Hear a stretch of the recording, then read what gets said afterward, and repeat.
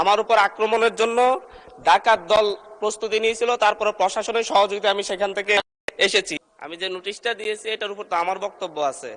ব্যক্তিগতভাবে এটা এত বেশি হুমকির মুখোমুখি হতে হচ্ছে, মাননীয় স্পিকার, আমি আসলে নির্বাচনের আগ থেকেই আপনারা জানেন আমি যে অঞ্চলে জন্ম নিয়েছি সেই অঞ্চলে একটি দ্বীপাঞ্চল, এবং যেখান থেকে ইলেকশন করেছি সেই জায়গায় ভূমিদস্যু জলদস্যুদের উৎপাত অনেক বেশি।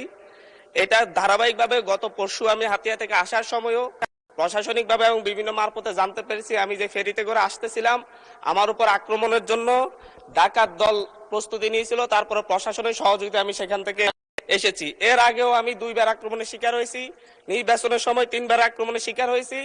আমার পক্ষে যারাই কোনো কথা বলে, এমনকি মসজিদে আমার জন্য দোয়া করেছে, সেই মসজিদের ইমামকে মসজিদের ভিতর থেকে বের করে এনে প্রচন্ড ভাবে তার উপর হামলা করা হয়েছে এবং তাকে প্রায় 1.5 মাস ধরে তাকে চিকিৎসা নিতে হচ্ছে।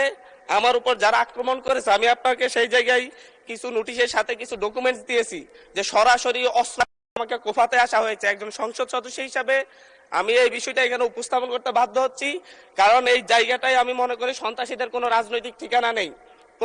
বিভিন্ন একটি রাজনৈতিক দলের পদধারী এবং বিভিন্ন ক্ষেত্রে পূর্বের ফ্যাসিবাদী লোকজন তারা সরাসরি ফেসবুকে থেকে একটি রাজনৈতিক সংগঠনের এখনকার শেল্টারে থেকে ফেসবুকে ভিডিও আকারে আপনারা যদি তদন্ত দেন, তদন্তে আমরা রিপোর্ট পেশ করবো, ভিডিও দিব এবং প্রত্যেকটা রেকর্ড আমাদের কাছে আছে যে তারা কিভাবে আমাকে হত্যার হুমকি দিচ্ছে, এলাকায় ঢুকতে না দেওয়ার হুমকি দিচ্ছে। আমি তো আমার যেই এলাকা যেখান থেকে আমি নির্বাচন করছি সেই এলাকায় আমাকে নিরাপদে যাওয়ার ব্যবস্থা করতে হবে, নিরাপদে আমাকে থাকার ব্যবস্থা করতে হবে, আমার সাথে যারা নেতাকর্মীরা চলাচল করবে তাদের নিরাপত্তা দিতে হবে। এটা একজন বিশেষ অধিকারের ব্যাপারে, এটা বিশ্বব্যাপী একজন সদস্যের বিশেষ নিরাপত্তা বিধান করা রাষ্ট্রের দায়িত্ব, সরকারের দায়িত্ব। অথচ আমার উপর সরাসরি ভিডিওতে এবং সংবাদ মাধ্যমে প্রকাশিত সরাসরি অস্ত্র হাতে আমাকে হাতে আসা ব্যক্তিও এখন যখন আবার আমার নেতা কর্মীদেরকে হুমকি দিচ্ছে, তাহলে তো আমি অবশ্যই নিরাপত্তাহীনতায় ভুগবো। তো এই ব্যাপারটা অবশ্যই গ্রহণ করে আমি মনে করি একটা তদন্তে পাঠানো দরকার, তদন্ত হতে পারে এবং কারা এই ব্যাপারে আমাদেরকে, আমি সহ আমার নেতা কর্মীদেরকে কিভাবে হত্যার হুমকি দিয়ে এবং এখন এলাকায় থাকে সরাসরি আক্রমণ করে, এমনকি আমার উপর আমার নিরাপত্তা পুলিশের উপর আক্রমণ হয়েছে, নট এ সিঙ্গেল আসামি অ্যারেস্ট হয়েছে। ভোটের দিনে আমার উপর আমার গাড়ি বড় হামলা করে, আমার গাড়িতে 6টা কুকুর দাগ এখনো আছে, এখনো তারা এলাকায় ঘুরে বেড়াচ্ছে। বিটিভির সাংবাদিককে কুপিয়েছে, এখনো এলাকায় ঘুরে বেড়াচ্ছে।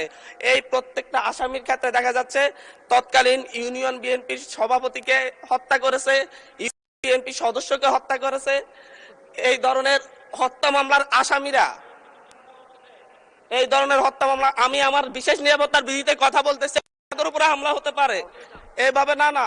মাননীয় স্পিকার, এটা একেবারে মাননীয় সদস্য, আমি আমার নিরাপত্তার কথা বলছি, জানাচ্ছি, এবং আমার উপর যদি পরের বার আক্রমণ হয় সেটাকে ট্রেজারি বেঞ্চ থেকে দায়িত্ব নিবে কিনা এটা তাহলে বলুক যে আমরা দায়িত্ব নিব, আমরা সরকারের দায়িত্ব আছে। পরের বার যদি আপনার উপর আক্রমণ হয় বসে যাচ্ছি, আর নয় বলতে হবে যে যারা এই সন্ত্রাসী কার্যক্রম করে তাদেরকে আইনের আওতায় আনবো আমরা। মাননীয় সদস্য, এখন একটু শুনেন, এটা আমার বলতে পারেন, কারণ আমি মামলা দিয়ে জিডি করে এখন পর্যন্ত মাননীয় সদস্য অধিকার পাচ্ছি না, যার কারণে আমাকে সংসদে বলতে হচ্ছে। একটু শুনুন দয়া করে, আপনার নোটিশটা এবং আপনি বসেন দয়া করে, অসুবিধা নেই। আপনার নোটিশটা পেয়েছি, যথাযথ নিয়মে নোটিশটা আমরা ডিসপোজড অফ করেছি। আমি চেয়েছিলাম মাননীয় স্বরাষ্ট্রমন্ত্রী এটা করার জন্য, স্বরাষ্ট্রমন্ত্রী যেহেতু নেই, যে কারণে নোটিশটা নিষ্পত্তি করেছি। ওকে, উনি যেহেতু এসছেন বোধহয় মাত্র ঢুকেছেন, আমিও খেয়াল করিনি, হয়তো 1 মিনিট সময় দিলে উনি নোটিশটা সম্পর্কে বুঝতে পারবেন। Let us give him time to consume the notice. মাননীয় স্বরাষ্ট্রমন্ত্রী, আমি আবার একটু রিপিট করছি, মাননীয় সংসদ সদস্য জনাব হান্নান মাসউদ, তিনি 164 বিধিতে একটা নোটিশ দিয়েছেন, 104 বিশেষ অধিকার প্রশ্নে একটা নোটিশ দিয়েছেন।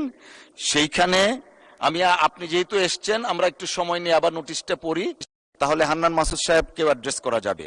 উনার নোটিশের বক্তব্য হচ্ছে, বাংলাদেশ জাতীয় সংসদের একজন সদস্য হিসাবে আমার জান মাল সম্মান এবং মর্যাদা রক্ষা করা মহান জাতীয় সংসদের দায়িত্ব বলে আমি মনে করি। এটি আমার বিশেষ অধিকারও বটে। বিগত 20 ফেব্রুয়ারি 2026 ইংরেজি তারিখে নির্বাচন পূর্ববর্তী ও পরবর্তী সহিংসতায় ক্ষতিগ্রস্ত পরিবারকে দেখতে গেলে আমার গাড়িবহরে আমাকে হত্যার উদ্দেশ্যে সন্ত্রাসী হামলা চালানো হয়, যার প্রতিবাদে জামায়াত, এনসিপি সহ বিভিন্ন রাজনৈতিক দল বিবৃতি প্রদান করে। এছাড়াও 29 মার্চ 2026 তারিখে মহান সংসদে বক্তব্যের প্রেক্ষিতে আমার বিরুদ্ধে অত্যন্ত অশালীন, মানহানিকর, নিন্দনীয়, গর্হিত ও বক্তব্য দেয়া হয়, যা আমার বাক স্বাধীনতা হরণের শামিল বলে আমি মনে করি। অনলাইনে বারবার আমাকে হত্যার হুমকি হচ্ছে। এটা হলো ওনার নোটিশ। আমাদের বক্তব্যটা এমন, মাননীয় সদস্যের উত্থাপিত বিষয়টি অত্যন্ত দুঃখজনক। কোনো সদস্যের উপর বা যে কোনো ব্যক্তির উপর এরূপ হামলা অনাকাঙ্ক্ষিত, তবে বিষয়টি সাম্প্রতিক কোনো নির্দিষ্ট বিষয়ের মধ্যে সীমাবদ্ধ নয়। এছাড়াও মাননীয় সদস্যের বিরুদ্ধে কে বা কারা এই ধরনের বক্তব্য দিয়েছেন তা নোটিশে স্পষ্ট নয়। তবু আমি মাননীয় সদস্যের উত্থাপিত অভিযোগের বিষয়ে অত্যন্ত সহানুভূতিশীল, কিন্তু কার্যপ্রণালী বিধি 165 উপবিধি 2 এবং 165 উপবিধি 4 অনুযায়ী বিধিগত সীমাবদ্ধতার কারণে নোটিশটি করতে পারছি না বলে আন্তরিকভাবে দুঃখিত। তবে আমি মাননীয় সদস্য জনাব আব্দুল হান্নান মাসুদের নোটিশ উত্থাপিত বিষয়ে কার্যকর আইনানুগ ব্যবস্থা গ্রহণের জন্য মাননীয় স্বরাষ্ট্রমন্ত্রীকে অনুরোধ জানাচ্ছি। ধন্যবাদ। মাননীয় স্বরাষ্ট্রমন্ত্রী, মাইকটা দিবেন প্লিজ। মাননীয় স্পিকার, আপনাকে ধন্যবাদ। মাননীয় সদস্য যথাযথভাবে বিধি মোতাবেক তার নোটিশটি প্রদান করেছেন বলে আমার বিশ্বাস, এবং বিধি মোতাবেক আপনি সেটা নিষ্পত্তি করেছেন, আপনার সিদ্ধান্ত জানিয়েছেন। এরপরেও তার নোটিশটি আপনি দ্বিতীয়বারের মতো আবার পড়ে শুনিয়েছেন, আপনাকে অসংখ্য ধন্যবাদ। এবং মাননীয় সদস্য, আমি তখন আমার সংসদ রুমেই ছিলাম, উনি যখন স্টার্ট করেছেন শুনেছি কিছু, বাকিটা এখানে এসে শুনলাম। এটা অত্যন্ত দুঃখজনক যদি ঘটনাটা সত্য হয়ে থাকে। তো এই বিষয়ে আমি এখনো অনুরোধ করব, মাননীয় সংসদ সদস্য কোনো যদি জিডি অথবা মামলা সংশ্লিষ্ট থানায় না করে থাকেন, এখনো তিনি ইচ্ছা করলে সেই বিষয়ে ওনার অভিযোগ সংশ্লিষ্ট থানায় দায়ের করতে পারেন, এবং সেই বিষয়ে আমরা আইনানুগ ব্যবস্থা নেব। আর বিশেষ অধিকার প্রশ্ন উত্থাপনের বিষয়টি যেহেতু আপনি নিষ্পত্তি করে দিয়েছেন, এর বাইরে এই মুহূর্তে আমার বলার নেই।